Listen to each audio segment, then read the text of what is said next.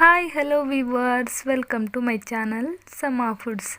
ನಾನಿವತ್ತು ಉತ್ತರ ಕರ್ನಾಟಕದ ಸಾಂಪ್ರದಾಯಿಕ ಸಿಹಿ ತಿಂಡಿ ಶೇಂಗಾ ಹೋಳಿಗೆ ರೆಸಿಪಿನ ಶೇರ್ ಮಾಡ್ತಾ ಇದ್ದೀನಿ. ಈ ಹೋಳಿಗೆನ ಒಂದೇ ದಿನಕ್ಕೆ ಖಾಲಿ ಮಾಡಬೇಕು ಅನ್ನೋ ಗೋಜಿರೋದಿಲ್ಲ. ಮಾಡೋದು ತುಂಬ ಸುಲಭ, ಯಾರು ಬೇಕಾದರೂ ಮಾಡ್ಬೋದು ಮತ್ತು ವಾರವಿಡೀ ಇದನ್ನು ಇಟ್ಟು ತಿನ್ಬೋದು. ತುಂಬಾ ಚೆನ್ನಾಗಿರುತ್ತೆ, ಆರೋಗ್ಯಕ್ಕಂತೂ ತುಂಬ ಒಳ್ಳೆಯದು. ಯಾಕಂದರೆ ಇದು ಬಾದಾಮಿಲಿ ಇರೋಷ್ಟು ಪ್ರೋಟೀನನ್ನು ಹೊಂದಿರುತ್ತೆ.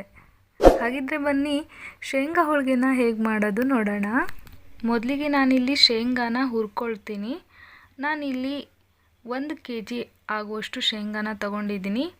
ಇಲ್ಲಿ ತೋರಿಸ್ತಾ ಇರೋಂತಹ ಕಪ್ಪಲ್ಲಿ ದೊಡ್ಡ ಕಪ್ಪಿದು 2 ಕಪ್ಪಷ್ಟು ಶೇಂಗಾ ಇದೆ. ಅಳತೆ ಮಾಡಿ ತಗೊಂಡ್ರೆ ಬಾಕಿ ಎಲ್ಲ ಇಂಗ್ರೀಡಿಯೆಂಟ್ಸ್ನ ಹಾಕೋದಕ್ಕೆ ಹೆಲ್ಪ್ ಆಗುತ್ತೆ ಅನ್ನೋ ಕಾರಣಕ್ಕಾಗಿ ನಾನಿಲ್ಲಿ ಒಂದು ದೊಡ್ಡ ಬೌಲಲ್ಲಿ ಶೇಂಗಾನ ಅಳತೆ ಮಾಡಿ 2 ಬೌಲ್ ತಗೊಂಡಿದ್ದೀನಿ. ಆನಂತರ ಈ ಶೇಂಗಾನ ಮೀಡಿಯಮ್ ಫ್ಲೇಮಲ್ಲಿ ಚೆನ್ನಾಗಿ ಗರಿ ಆಗೋವರೆಗೂ ಹುರಿದು ತಗೋಬೇಕಾಗತ್ತೆ. ಯಾವುದೇ ಕಾರಣಕ್ಕೂ ಕೈ ಬಿಡಕ್ಕೆ ಹೋಗಬೇಡಿ. ಆದಷ್ಟು ಈ ಥರ ಕಾಳುಗಳನ್ನು ಹುರಿಬೇಕಾದ್ರೆ ಕಬ್ಬಿಣದ ಹಂಚು ಅಥವಾ ಈ ಥರ ಕಬ್ಬಿಣದ ಕಡಾಯಿಗಳನ್ನು ಬಳಸಿದ್ರೆ ಶೇಂಗಾ ತುಂಬ ಚೆನ್ನಾಗಿ ಹುರಿಯುತ್ತೆ ಮತ್ತು ಆರೋಗ್ಯಕ್ಕೂ ಒಳ್ಳೆಯದು. ನಮ್ಮ ದೇಹಕ್ಕೆ ಕಬ್ಬಿಣಾಂಶ ಸೇರುತ್ತೆ ಅಂತ ಹೇಳ್ತಾರೆ. ಈಗ ನೋಡಿ ಶೇಂಗಾ ಚೆನ್ನಾಗಿ ಹುರಿದಿದ್ದಾಗಿದೆ. ಗ್ಯಾಸ್ನ ಆಫ್ ಮಾಡಿ ಇದನ್ನೆಲ್ಲ ಒಂದು ಮರಕ್ಕೆ ತೆಕ್ಕೊಳ್ತೀನಿ. ಈ ಶೇಂಗಾ ಕಂಪ್ಲೀಟಾಗಿ ತಣ್ಣಗಾಗೋವರೆಗೂ ಬಿಟ್ಬಿಡೋಣ. ಈ ಶೇಂಗಾ ತಣ್ಣಗಾಗೋಷ್ಟರಲ್ಲಿ ಮುಂದಿನ ಪ್ರೊಸೀಜರ್ನ ನೋಡೋಣ. ಈಗ ಹೋಳಿಗೆಗೆ ಬೇಕಾಗಿರೋಂತಹ ಹಿಟ್ಟನ್ನು ಕಲಿಸ್ಕೊಳ್ತೀನಿ. ನಾನಿಲ್ಲಿ ಯಾವ ಕಪ್ಪಲ್ಲಿ 2 ಕಪ್ ಶೇಂಗಾನ ತಗೊಂಡನೋ ಅದೇ ಕಪ್ಪಿಂದ ಕಾಲು ಕಪ್ಗಿಂತನೂ ಕಡಿಮೆನೇ ಹಿಟ್ಟನ್ನು ತಗೊಳ್ತಾ ಇದ್ದೀನಿ. ಈ ಮೈದಾ ಹಿಟ್ಟನ್ನು ನಾನಿಲ್ಲಿ ತಗೊಂಡಿರೋದು ಮೈದಾ ಹಿಟ್ಟು. ಈ ಮೈದಾ ಹಿಟ್ಟನ್ನು ನಾನು ಜರಡಿ ಹಿಡಿದು ತಗೊಂಡಿದ್ದೀನಿ. ಕಾಲು ಕಪ್ಗಿಂತ ಕಡಿಮೆನೇ, 1 ಕಪ್ಪು ಮೇಲ್ಗಡೆ 2 ಸ್ಪೂನು ಆಗುವಷ್ಟು ಮೈದಾ ಹಿಟ್ಟನ್ನು ತಗೊಂಡಿದ್ದೀನಿ. 1 kgಗೆ ಇಷ್ಟೇ ಹಿಟ್ಟು ಸಾಕಾಗತ್ತೆ. ಬಿಗಿನರ್ಸ್ ಆಗಿದ್ದರೆ ಒಂದು ಸ್ವಲ್ಪ ಹಿಟ್ಟನ್ನು ಜಾಸ್ತಿ ಸೇರಿಸಿ. ನಾವು ಈ ಮೈದಾ ಹಿಟ್ಟಿಗೆ ಬೇರೆ ಉಪ್ಪು ಏನೂ ಸೇರಿಸಲ್ಲ, ಹಾಗೆ ಖಾಲಿ ಹಿಟ್ಟನ್ನು ಕಲಿಸ್ಕೊಳ್ತೀವಿ. ಈ ಹಿಟ್ಟು ತುಂಬ ಗಟ್ಟಿಯಾಗಿರಬಾರ್ದು, ತುಂಬ ತೆಳುವಾಗೂ ಇರಬಾರ್ದು. ಸ್ವಲ್ಪನೇ ನೀರನ್ನು ಹಾಕಿ ಹದವಾಗಿ ಹಿಟ್ಟನ್ನು ಕಲಿಸ್ಕೊಳ್ಳಿ.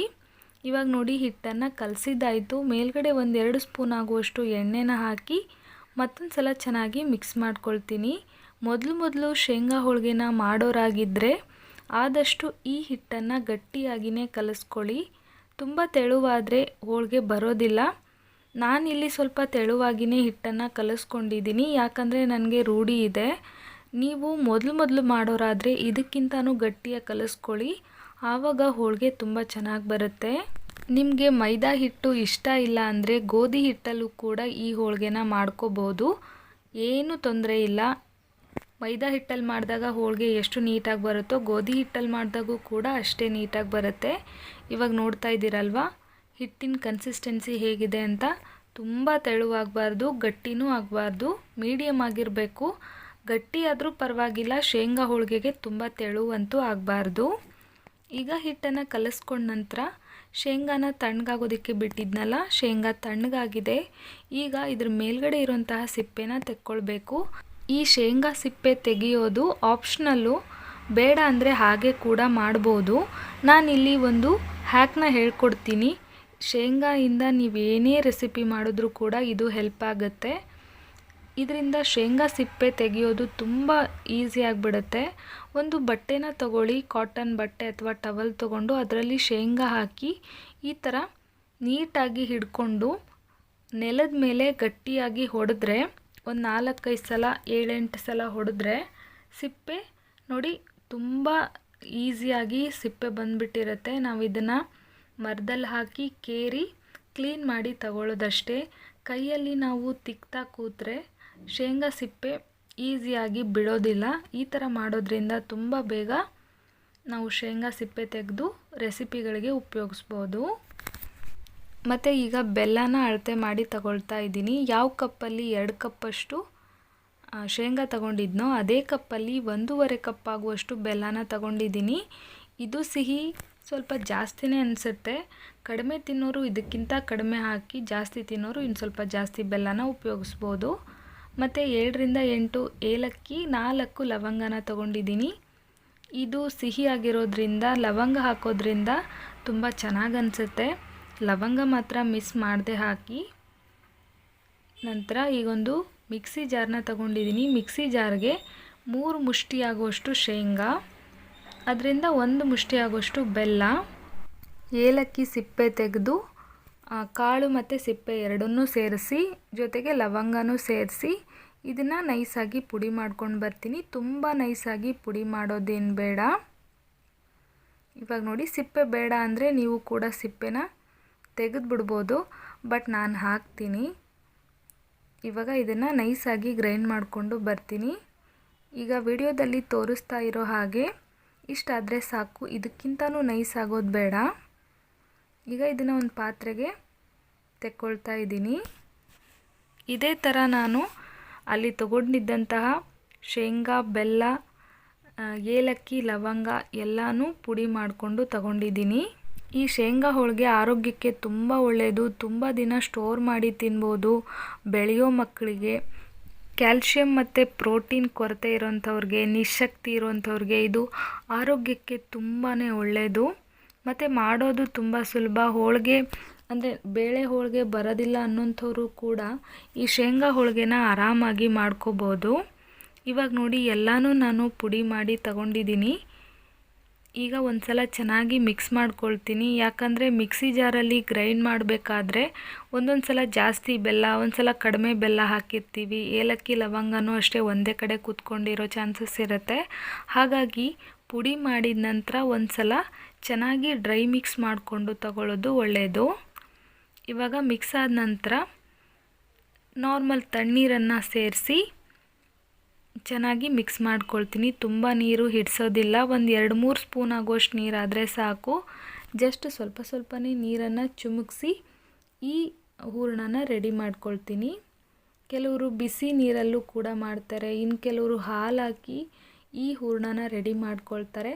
ನಾನು ನಾರ್ಮಲ್ಲು ವಾಟರ್ನ ಸೇರಿಸಿ, ಅಂದರೆ ಸ್ವಲ್ಪ ಚಿಮುಕಿಸಿ ಮೆತ್ತಗಾಗೋವರೆಗೂ ಚೆನ್ನಾಗಿ ಕಲಿಸ್ಕೊಂಡು ಆನಂತರ ಈ ಥರ ಉಂಡೆನ ಮಾಡಿಕೊಂಡು ತಗೊಳ್ತೀನಿ. ನೋಡ್ತಾ ಇರ್ಬೋದು, ನಾನು ಬರೀ ನೀರನ್ನು ಚಿಮುಕಿಸಿ ಈ ಶೇಂಗಾ ಮತ್ತು ಬೆಲ್ಲದ ಮಿಶ್ರಣನ ಚೆನ್ನಾಗಿ ಕಲಸಿದ್ದೀನಿ ಅಷ್ಟೇ. ಕೈ ತುಂಬ ಎಣ್ಣೆ ಆಗಿದೆ.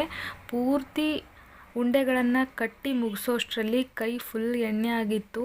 ಮತ್ತು ನಾನು ಉಂಡೆ ಕಟ್ಟಿಟ್ಟಿದ್ದೀನಲ್ಲ, ಈ ಪಾತ್ರೆಯಲ್ಲೂ ಕೂಡ ಕೆಳಗಡೆ ಎಣ್ಣೆ ನಿಂತಿತ್ತು ಹೋಳಿಗೆ ಮಾಡಿ ಮುಗಿಸೋಷ್ಟರಲ್ಲಿ. ಅಷ್ಟೊಂದು ನ್ಯಾಚುರಲ್ ಆಯಿಲ್ ಕಂಟೆಂಟ್ ಇರೋಂತಹ ಒಳ್ಳೆ ಹೋಳಿಗೆ ಇದು. ಜಾಸ್ತಿ ಆಯಿಲ್ನ ನಾವಿಲ್ಲಿ ಬಳಸೋದೇ ಇಲ್ಲ ಅಂತ ಹೇಳ್ಬೋದು.